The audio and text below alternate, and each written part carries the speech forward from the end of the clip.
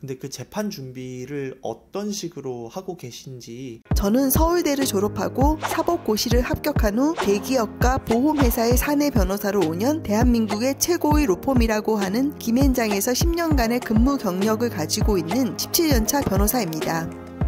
네, 변호사님 안녕하세요. 안녕하세요.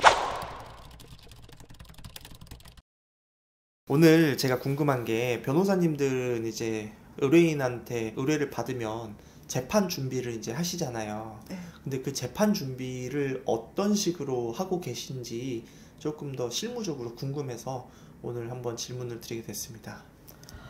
네, 이게 사실 저희의 일상인데요. 이제 변호사님들마다 조금씩 다를 수는 있어요.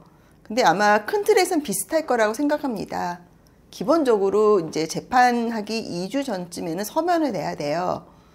근데 이제 2주 전에 내는 게 가장 바람직한데, 사실 그런 변호사님들은 거의 없으시고 재판 전날도 많이 제출을 하세요. 그거는 이제 변호사님들이 일이 많으니까 어쩔 수 없는 현실이고, 근데 저는 항상 기일 2주 전에 따로 체크를 합니다. 그래서 요 2주 날짜를 맞추려고 하고, 늦어도 일주일 전에는 내려고 좀 노력을 많이 하는 편이고요. 그 다음에는 이제 서면에 대해서 구두 변론을 하는 경우가 있어요. 원래 법상은 구두 변론을 하라고 되어 있는데, 아무래도 재판이 많다 보니까 그냥 간략하게 진행을 많이 하세요. 저는 그래도 이 부분은 좀 판사님 앞에서 강조를 해야겠다. 그러면 이제 간략하게 구두 변론을 하고, 요즘에는 그냥 제가 머리로만 정리하고 변론을 하는데, 사실 초창기 때는 저도 이제 법정 가면 떨려서 막 또 판사님한테 할 얘기를 막 적어가고 그랬어요. 근데 요즘 바빠서 그렇게는 못하고요. 다만 이제 법원 가는 도중에 머리로 이렇게 정리를 해가지고 갑니다. 그리고 당연히 전날에는 그동안 기록 냈던 거, 제가 냈던 거, 상대방이 냈던 거, 이걸 한번 반드시 읽어봐요. 읽어보면서 지난 기일에 판사님이 하신 말씀, 그거를 좀 복기를 합니다. 물론 적어놓고 일상적인 얘기를 하시는 경우도 있지만 좀 특별하게 의미를 둬서 얘기를 하시는 경우가 있어요.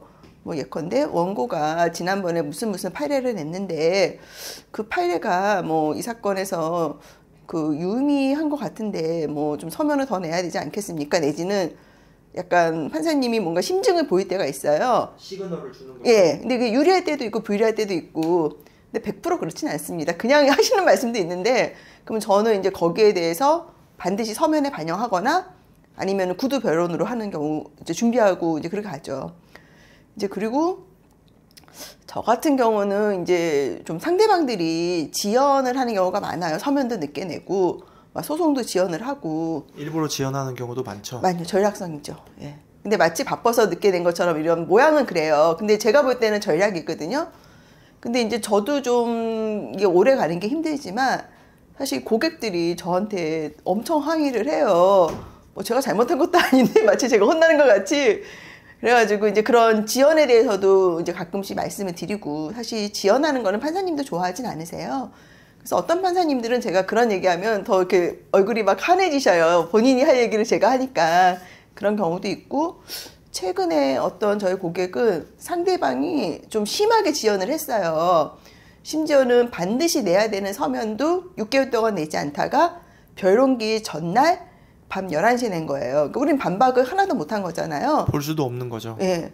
그리고 또 봐서도 안 돼요. 왜냐면 제가 보면은 좀 진행이 잘 안 되면 변론이 종결되는 수도 있거든요. 그러니까 볼 수도 없는 그런 상황인데, 우리 의뢰인이 그날 10시 재판이었어요. 서울은 아니고 경기도권이었는데 아침에 카톡이 막 이만큼 와 있는 거예요. 막 화가 너무 난다. 보니까 어제 밤에 제출했는데 변호사님 꼭 상대방 대리인을 만나셔서 제가 이렇게 화가 났다는 거를 반드시 전해 주십시오. 이렇게 왔더라고요.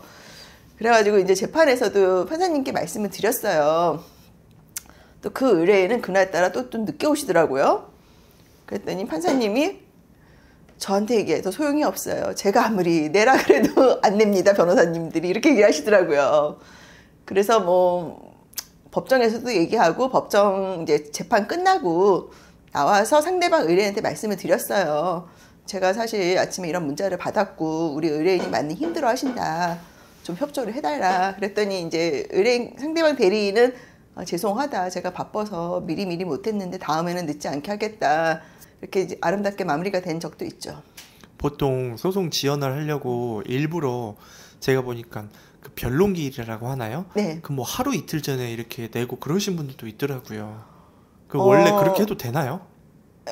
그렇게 하면 안 되는데 왜 2주라고 제가 얘기를 하냐면 제가 2주 전에 내야지 상대방이 그걸 보고 1주 전에 반박을 하고 그러면 판사님이 그 재판 기일 전 일주일 동안 그걸 보는 거거든요.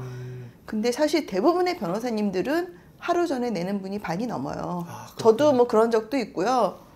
이게 서면이 바쁘기도 하고 이 집중도가 D-Day에 가까울수록 집중도가 올라가더라고요.